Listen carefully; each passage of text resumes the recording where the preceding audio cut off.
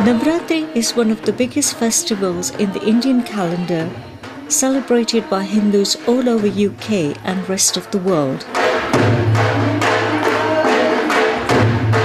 The celebration falls in the Indian month of Asara, which falls around September-October time.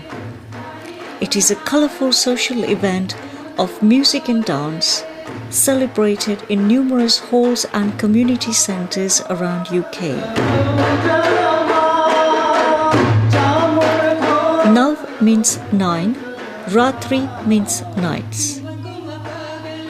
A festival of 9 nights. Each day represents a different form of Durga, the mother goddess who also represents power. The whole essence behind the Navratri festival is that it marks the victory of goddess Durga over a demon called Mahisasur, which lasted 9 nights and 9 days.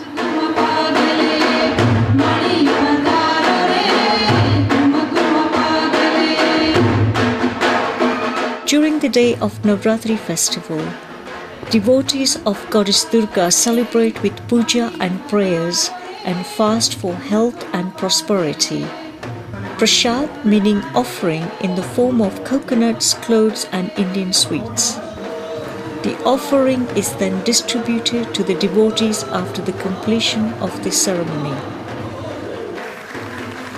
Flowers and garlands adorn the godly images which are placed in a mandir, a special shrine. During these 9 days, an attractively created colourful clay pot with a diya, meaning light, is ceremoniously placed near the shrine of the goddess.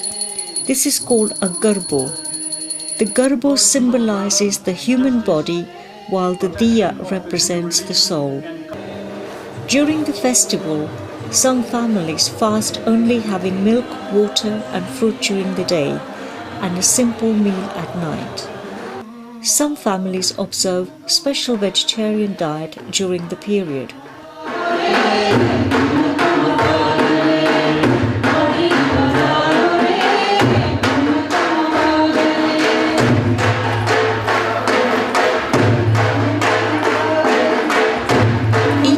Of the festival is devoted to a different goddess.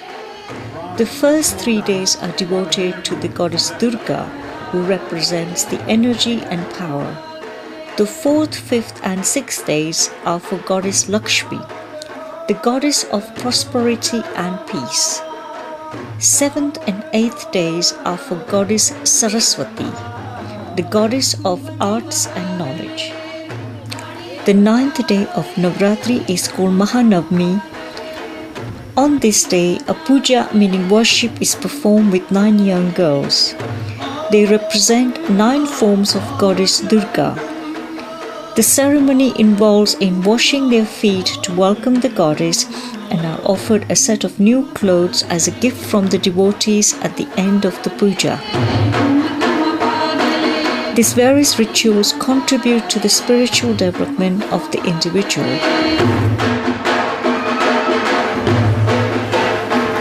Garba and Ras are the two main types of dances performed by men and women of all ages to celebrate Navratri. Garba is a traditional dance where you clap your hands while going round in a circle. This traditional dance form has evolved with innovation in music, movements and costumes.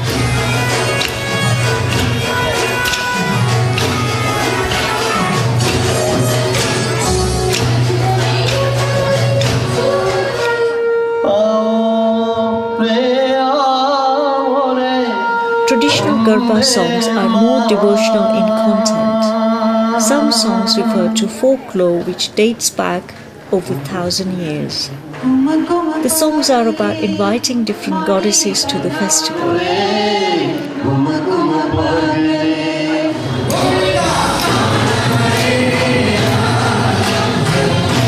Modern Garba songs often have special references and incorporates a variety of new experiments in body and hand gestures. They, however, still maintain movement that includes claps, sticks, and circular formation.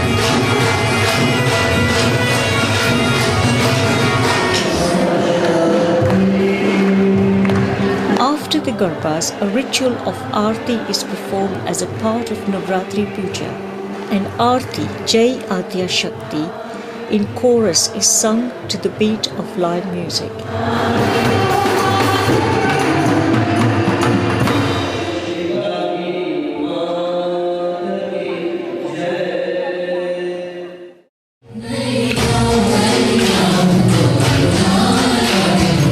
After this ritual follows Ras dance.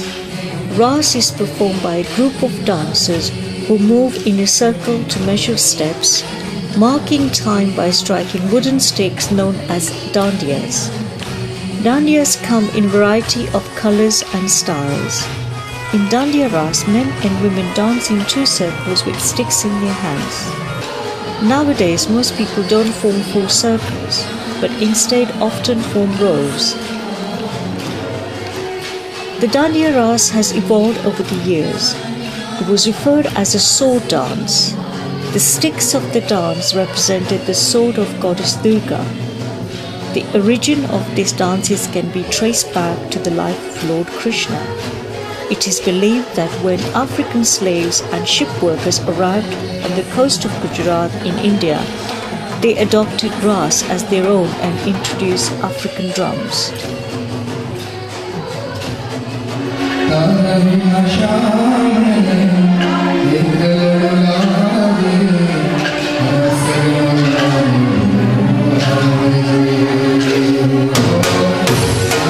Singing entered the Ras scene much later on. Initially, most songs were about Lord Krishna. But nowadays, it's common to find songs from the Bollywood movies. With all dances, the music begins slowly and gets faster and faster, finishing on a high note.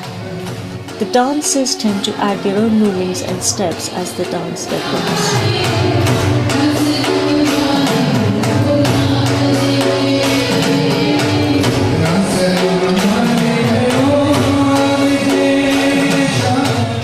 The 10th day of Navratri is known as Dashera or Vijayadashmi. It signifies the good winning over the evil. It is believed that on this day, goddess Durga killed the evil Mahisasur. According to the legend, Mahisasur was a half man and half buffalo. He was very powerful and could only be killed by a woman. He used his powers to scare everyone on earth as well as in heaven. The male gods were afraid of him. They asked Lord Shiva and Lord Vishnu for help. These gods created a powerful goddess Durga with 10 arms. Each arm carried a different weapon such as an arrow and a thunderbolt. The angry Durga and the fierce Mahisasur fought hard. At the end, the goddess Durga cut off Mahisasur's head and won the battle.